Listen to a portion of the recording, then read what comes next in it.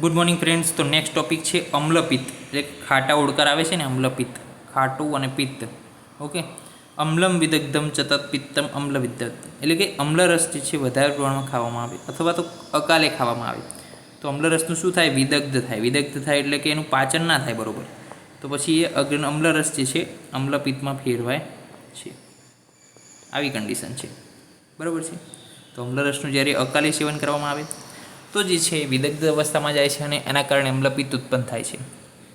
Disease કે જેની અંદર નોર્મલ ક્વોલિટી ઓફ ધ પાચક પિત્ત ચેન્જ ફ્રોમ કટુ ટુ અમ્લ, એટલે કે પાચક પિત્ત શું કરે? આમ તો કટુ વિપાક એ બધામાં ફેરવે, પરંતુ જો અમ્લ વિપાકમાં ફેરવાઈ જાય પાચનથી તો અમ્લ વિપાક જે છે પિત્ત વિદગ્ધ અવસ્થા લાવશે, અને પિત્ત વિદગ્ધ અવસ્થા આવે જે વિવિધ જે છે ખાટા ઉડકાર આવવાનું શરૂ થાય એને અમ્લપિત્ત તરીકે ઓળખાય છે.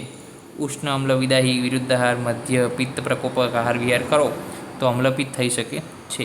નિદાન સેવન કરો, પિત્તની વિદગ્ધતા આવે.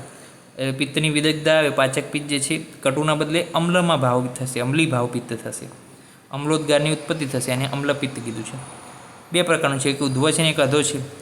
પછી દોષ સંસર્ગ વાત, કફ અને કફ વાત, 3 ટાઈપ છે.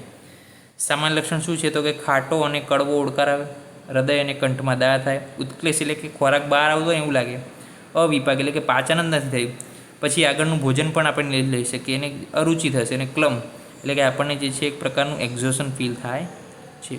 ઓકે, આમ બેચેની અનુભવાય છે. ઉદ્વગની અંદર કેવા લક્ષણો છે? કે ઉદ્વગની કીધું હરિત પિત્ત નીલકૃષ્ણ અતિ પિચ્છિલ વિવિધ રહિત અમ્લયુક્ત વમન, એટલે કે વમન કીધું છે. કયા કલરનું કીધું છે એ યાદ રાખવાનું છે. બધા પિત્તના રંગ છે. શિરસુલ કીધી ઉદ્વગમાં, પછી મંડલ પીટિકા કીધી, કંઠદા, હૃદદા. તો કે જે વસ્તુ ઉપર આવે છે શરીરની અંદર જે વસ્તુ ઉપર આવે, હૃદય છે, કંઠ છે, પછી શિરસુલ છે, પછી મંડલ પીટિકા છે, ઓકે, અને અમ્લોદગાર છે, અને જે છે વમન છે. આટલું વસ્તુ ઉદ્વગમાં આવશે. જ્યારે અધોગના લક્ષણમાં શું છે? તો કે ગુદસ્ત્રાવ થાય છે. જોયું?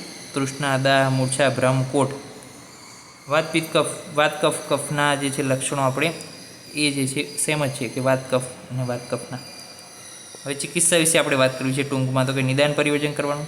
ઉદ્ધવ અમ્લપિત્ત હોય તો ઉપરથી કાઢી નાખવાનું છે બધું જે ખાટા ઓડકાર આવે છે, તો ખોરાક જે પાચન નથી થયો એને આપણે શું કરી નાખવાનું? ખોરાક પાચન નથી થયું કાઢી નાખવાનું.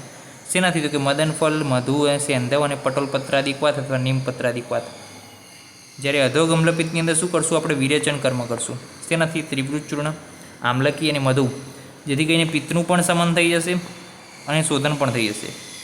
જો જીર્ણ અમ્લપિત્ત હોય, જીર્ણ કે જે ક્રોનિક છે, તો વમન વિરેચન કરાયા બાદ અનુવાસન અને નિરુબસ્તી પણ આપવી જોઈએ. સમન ઔષધિમાં સુત્સેકર યાદ રાખજો, હરિતકી, ત્રિફલા, પછી અવિપત્તિકર, પંચતિક્ત, જીરકાદ્ય, પીપલી.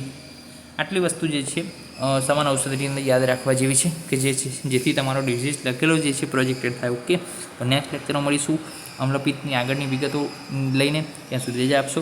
જય હિન્દ, જય ભારત, જય આયુર્વેદ, જય ધન્વંતરી. નમસ્કાર.